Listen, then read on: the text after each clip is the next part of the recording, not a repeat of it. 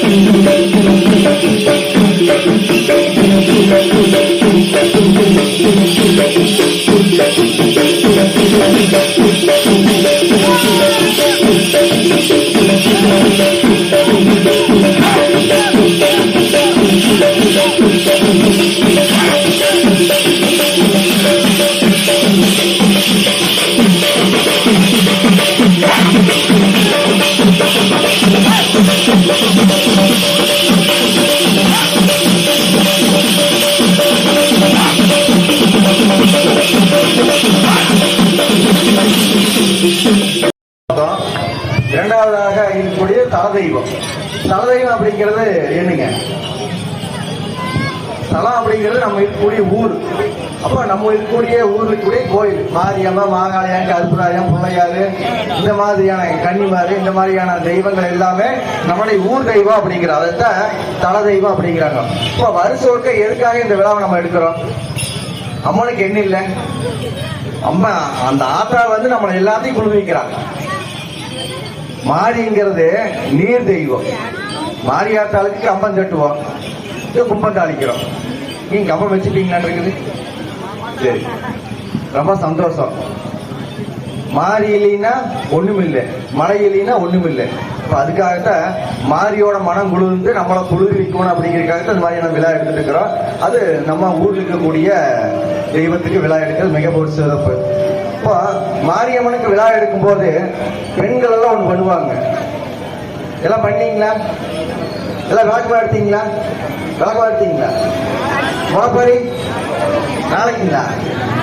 பெண்கள் எல்லாருமே ஒவ்வொரு வீட்டுல இருந்துமே கண்டிப்பா மாவிளக்கு எடுக்கணும், முளைப்பாரி போட்டிருக்கணும், முளைப்பாரி எடுக்கணும், தேர்த்து குடம் எடுக்கணும். இதெல்லாம் பெண்கள் எல்லாம் கண்டிப்பா செய்யணும். செய்வீங்களா? ஏன்னா நம்மளுடைய பண்பாடு கலாச்சாரங்கிறது என்னைக்கு வழிபாடுன்னு ஒண்ணு தோன்றுச்சோ அன்னைக்கே தோண்டிருச்சு. இன்னைக்கு வரைக்கும் அது போயிட்டு இருக்குது. அப்படின்னா அதையெல்லாம் நம்ம செஞ்சுட்டு இருக்குங்க. இது நமக்காக செய்யல, ஊர் நல்லா இருக்கும். ஊர் கூடி தேர் எடுத்தா தேரே நகர்ந்து இருக்காங்க. தனி மரம் தோப்பாகாது. அப்போ ஊருக்குள்ள அத்தனை பேர் ஒண்ணு சேர்ந்து இருக்காடுங்க இந்த கோயில் விழாவில். அப்பாவது சேர்ந்து சாமிக்கு விழா இருக்கிறோம். அதுக்காகத்தான். அப்ப ஆண்களாக இருந்து என்ன பண்ணுவாங்க? கண்டிப்பா கோயில் வேலையெல்லாம் செய்வாங்க. தோரணம் கட்டுறது வந்து, வாழைக்கம்பம் கட்டுறது வந்து, பத்த போடுறது, பெரியவங்க எல்லாருமே வந்து அந்த வேலையை செஞ்சுட்டு இருக்கிறாங்க. அப்ப அந்த மாதிரியான வேலையை செய்யும் போது பெரியவங்களுக்கு கோயில் வேலை செய்யும் போது யாரும் எந்த இடையூறும் பண்ணக்கூடாது. இடையூறு செஞ்சீங்கன்னா அப்புறம் எத்தனை ஜென்மத்துக்கு அந்த பாவத்துக்கு நம்ம தான் பதில் சொல்லுவோம். அதனால வந்து ஊர் கூடி எப்படி தேர் இழுத்தா தேர் நகருவோம், அந்த மாதிரி ஊர் கூடி ஒரு விழாவை நடத்துவோம் அப்படிங்கிறது அன்னைக்கே சொல்லி வச்சு போய்க்கிறாங்க. இது தல தெய்வத்தினுடைய வழிபாடு. பெருந்தெய்வம் அப்படிங்கிறது என்னங்க? அதான் அந்த காலத்துல எங்க ஆத்தாலாம் சொல்லி, எங்க அப்பா ஏதாச்சும் பேசிக்கிட்டாருன்னா, நான் எங்காச்சும் பரதேசம் போறப்போ அப்படிங்க, எங்காச்சும் பரதேசம் போறப்போ அப்படிங்க. பரதேசங்கிறது வேற ஒண்ணும் இல்லை, குடும்ப கடமையை முதல்ல முடிக்கணும். பசங்க பிள்ளைகளுக்கு எல்லாம் என்ன வேணுங்கிறத செஞ்சுட்டு கடைசி காலத்துல அப்பாடா சிவசிவான்னு உட்காரும்போது அந்த சிவநிலை உணரணும். அது பரம் எங்கும் நீக்கமாக நிறைந்துள்ள அந்த பரம்பொருள் அடைகிறதுக்கு தான் பரதேசம் போறது அப்படிங்கிறாங்க. நமக்குள்ள இருக்கக்கூடிய ஆணவம், கண்மை, மாய இந்த மூணு மும்மலங்களை அழிச்சுட்டு பரதேசம் போறது, காணாம போறது, நம்ம காணாம போகணும். நமக்குள்ள இருக்கிற அகங்காரம் காணாம போகணும். அதுக்காக பெரியவங்க அந்த காலத்துல அப்படி ஒரு வழிபாட்டு முறையை உருவாக்கி வச்சுட்டு போய்க்கிறாங்க. ஆக எல்லாரும் சிவநிலையை உணரணும், பரநிலை உணரணும் அப்படிங்கறத வந்து மனசுல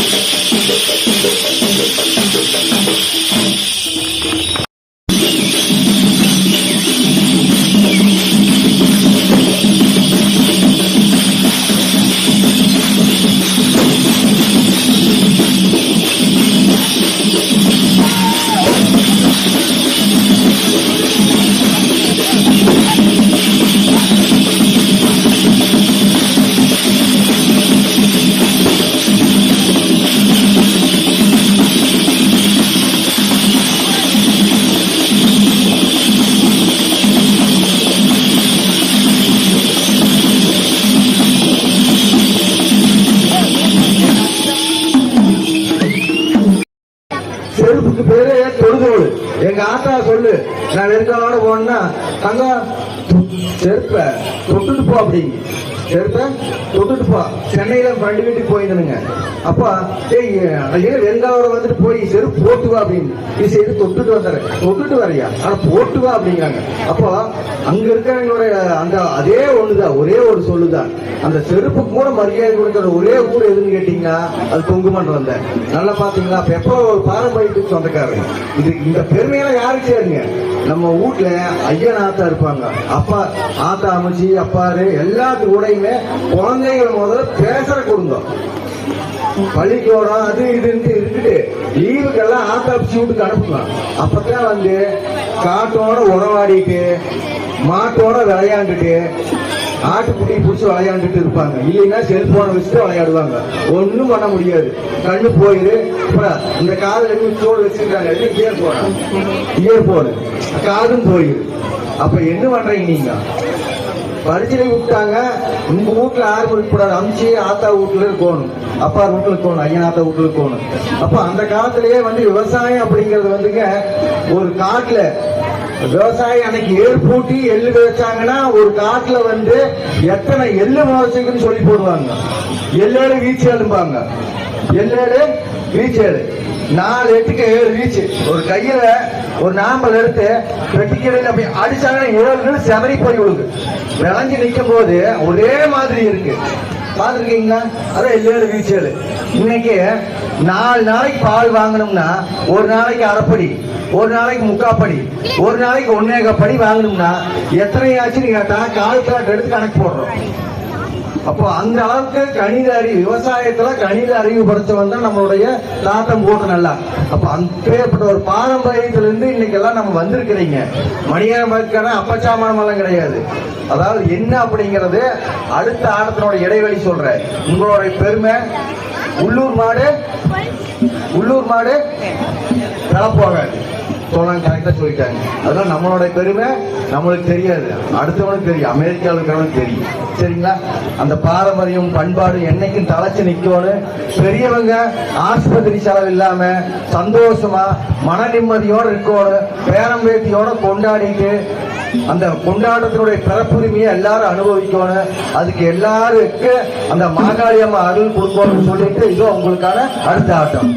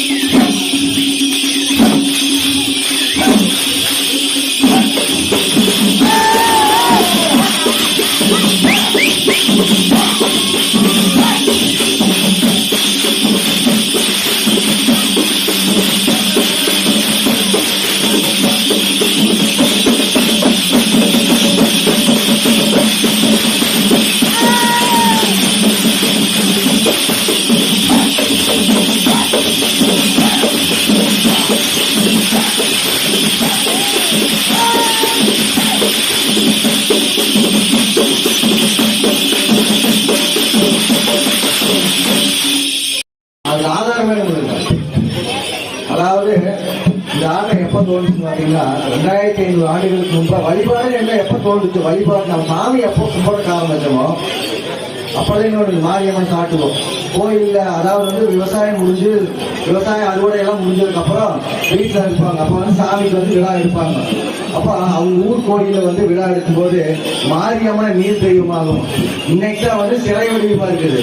அன்னைக்கெல்லாம் பாத்தீங்கன்னா பஞ்சபூதங்களை வழிபட்டா. எப்படிங்க? பஞ்சபூதங்களை வழிபட்டா. நீர் தெய்வத்தை நீரை தனியா கும்பிட முடியாது. அதுக்கு மாரியம்மனை வச்சு நீர் தெய்வ வழிபாட வச்சா. அது கம்பத்தை நெட்டி அதுக்கு மேல பூவோடு வைக்கும் பாத்தீங்களா, அது ஆதிசிவன் வழிபாடு. நெருப்பு வழிபாடு ஆதிசிவன் வழிபாடு. அப்ப இரவு முழுவதும் வெங்காலத்தாலான பெருமணிகளை கட்டிக்கொண்டு இரவு முழுவதும் மண் முழவு என்று சொல்லக்கூடிய அந்த முடா மத்தாவத்தை எசத்திட்டு ஆறாவாரத்தோட இரவு முழுவதும் ஆடக்கூடிய ஒரு ஆட்டம் தான் அது கொங்கு நாட்டு பகுதியில் ஆடின ஆட்டம்னு சொல்றாங்க. கொங்கு நாட்டு பகுதியில் அதுக்கு என்ன ஆதாரம்? தமிழ் கூறும் நல்லுலகில் அகநானூறு புறநானூறு இருக்கு. கேள்விப்பட்டிருக்கிறீங்களா? அகநானூறு புறநானூறு. அது அகநானூறு என்ற நூல்ல 368வது பாடலாக சங்க காலத்தில் வாழ்ந்த மருத இளநாதர் அப்படிங்கிற புலவரு இந்த சாமியாருக்கு ஒரு பாட்டு ஒன்று எழுதி வச்சு போய்க்கிறாரு. அது கொங்கு நாட்டு அப்படி வந்ததையே சொன்ன முழுக்க சொந்தம் அப்படின்னு. எப்படி பாத்தீங்கன்னா, கொங்கர் மணி அரை ஆத்து மருகினாடும் கொங்கர் மணி அரை ஆத்து மருகினாடும் உள்ளி விளைவின் அண்ணன் அடர்கின்றதே அது பலர் வாய்ப்பட்டு. எங்க ஆடுறாங்க? கொங்கு நாட்டு பகுதியில் ஆடுறாங்க. அது பலர் வாய்ப்பட்டு உள்ளி விளைவு என்று சொல்லக்கூடிய பெருஞ்சாங்கையாட்டம் எங்க ஆடுறாங்கன்னா கொங்கர் மணி அரை ஆத்து மருகினாடும் கொங்கு நாட்டு பகுதியில் ஆடுறாங்க. அது கொங்கர்கள் ஆடுறாங்க அப்படின்னு அன்னைக்கு அகநானூரே சொல்லி வச்சு போயிருக்காங்க. அப்பேற்பட்ட ஒரு பெரும் பாரம்பரியத்துக்கு சொந்தக்காரங்க அந்த கோயம்புத்தூர்காரங்க. அது மட்டும் கிடையாதுங்க. வாழ்க்கையில எந்த இடத்துல எப்படி போகணும் எப்படி வரணும் அப்படின்னு பெரியவங்க அந்த காலத்துல நம்மளுக்கு சொல்லி கொடுத்து போயிருக்காங்க. அந்த பாரம்பரியத்தையும் பண்பாட்டையும் இன்னைக்கு வரைக்கும் கட்டி காத்துட்டு இருக்கிறதுனால இன்னைக்கு இந்த கோயில்ல இப்படி ஒரு விழாவை எடுத்து நம்ம பாரம்பரியத்தை பாரசாட்டிட்டு இருக்கிறோம். அப்போ இதே மாதிரி என்னைக்கு மன மகிழ்ச்சியோடையும் சந்தோஷத்தோடையும் இருக்கும்னு சொல்லிட்டு இந்த மாகாளி அம்மன் இந்த கலர்களை அழைச்சி இது உங்களுக்கான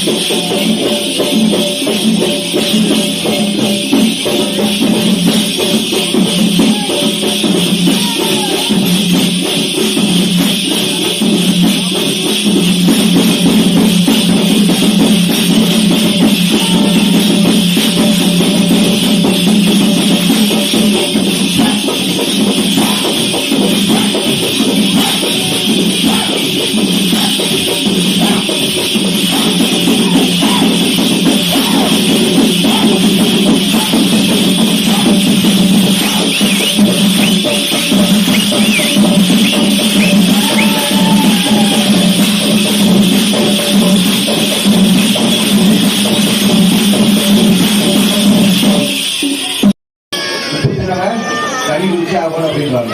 அப்போ இந்த கொங்கு மண்டலம் பார்த்தீங்கன்னா கோயில்கள் நிறைந்த பூமி, புண்ணிய பூமி. சாதாரண கொங்கு மண்டலத்துக்கு வந்து சாதாரண வரலாறு கிடையாது.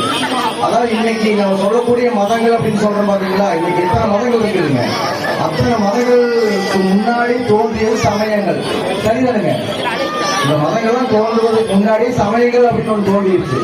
அதுல 5 வகையான சமயங்கள்: சைவ சமயம், வைணவ சமயம், காணபதியம், கௌமாரம், இந்த மாதிரியான 5 வகையான சமயங்கள் தோன்றியது நம்ம இந்திய தேசத்தை.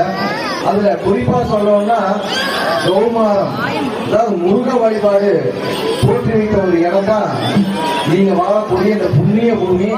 எங்கேயும் இல்லை, இந்த பக்கத்துல எங்க இருக்குங்க, மனம் சிரவணப்பட்டி, சிரவணப்பட்டி இருக்குது. அது பேர் சிரவணப்பட்டி. அப்போ முருக வழிபாடு அப்படின்னு சொல்லி இங்க ஒரு ஆன்மீகத்தை தொடங்கி இங்கதான் பாத்தீங்கன்னா காவடி எடுத்து மருமலைக்கெல்லாம் போவாங்க. ஜமா படிச்சுட்டு மருமலை காவடி எடுத்து போறது இங்கதான், பழனி காவடி எடுத்து போறது இங்கதான். இந்த முருக வழிபாடு கொங்கு மண்டலத்துல பறந்து விரிஞ்சு இருக்குது. சுமார் 6000-7000 ஆண்டுகளுக்கு முன்பாக ஒரு வேளாண்மை செய்யக்கூடிய தொழில் தமிழ் குடிகளாக இருந்தவங்க இந்த கொங்கு நாட்டில் வாழ்ந்தவங்க. அப்ப அந்த முருக வழிபாடு அப்படிங்கிறது அது ஒரு சயின்ஸ் கடவுள், விஞ்ஞான கடவுள். அவரு காந்த கடவுள். அவர் யாருங்க? காந்த கடவுள். அந்த காந்த கடவுள் தான் கந்தனா மருவி இருக்கிறாரு. கந்தனா மருவி வலது பக்கம் வள்ளியாகவும் இடது பக்கம் தெய்வனையும் வச்சிருக்கிறாரு இருக்கிறாங்க. என்னன்னு கேட்டீங்கன்னா, ஒரு காந்தத்துக்கு 2 துருவம் இருக்கு. என்னதுங்க? வடதுருவம், தென் துருவம். வடதுருவத்தை வள்ளியாகவும் தென் துருவத்தை தெய்வனையும். சயின்ஸ் கடவுள் பார்த்துங்க. அப்போ நம்ம இந்த பூமியில வாழ்ந்துட்டு இருக்கிறோம். இந்த பூமியை புடிச்சிட்டு எது? உங்களுடைய கேள்வி கொடுக்குறேன். இந்த பூமியை புடிச்சிட்டு எது? இங்க இருந்து சந்திரனை பார்த்துட்டு இருக்கிறோம். இந்த சந்திரனுக்கு நம்மளுக்கு எத்தனை மைல் டிஸ்டன்ஸ்? ஒரு துளியும் கூட பிளராம பூமி சுத்திட்டு இருக்கிறதா இல்லைங்களா? பூமி சுத்திட்டு இருக்கீங்க, சந்திரனை சுத்திட்டு இருக்கு. நம்ம சூரிய குடும்பத்துல வாழ்ந்துட்டு இருக்கிறோம். அதைத்தான் என்ன கும்பிடுறாங்க பொம்பளைகள்லாம், பெண்கள் எல்லாம் வந்து கும்பிடுவாங்க. சனி பகவான் வழிபாடு 9 நவகோள்களை வச்சு வழிபடுறோம்ங்களா? சனிக்கிழமை போய் நவகோள்கள் இங்க வானத்தில் இருக்குதுங்க, அதை நினைச்சு கீழே பூமியை வச்சு கும்பிட்டுக்கிறோம். அப்போ முன்னோர்கள் எல்லாம் முட்டாள்கள் கிடையாது. முன்னோர்கள் எல்லாம் முட்டாள்கள் கிடையாது. நல்லபடியா சொல்லி போய்க்கிறாங்க. அதுக்கு அந்த சந்திரனிலிருந்து வரக்கூடிய அலை நம்ம ரத்தத்தோடு தொடர்புடையது. அப்போ ஒவ்வொரு கிரகங்கள் வரக்கூடிய அலை வீச்சு, கதிர் வீச்சு தான் நம்மளுடைய உடம்போட தொடர்புடையதா இருக்குது. அப்ப இதையெல்லாம் யாரு அங்கங்க வச்சு செஞ்சுட்டு இருக்கிறாங்க? இதுதான் காந்த கடவுள், சுத்தவெளி தத்துவம்.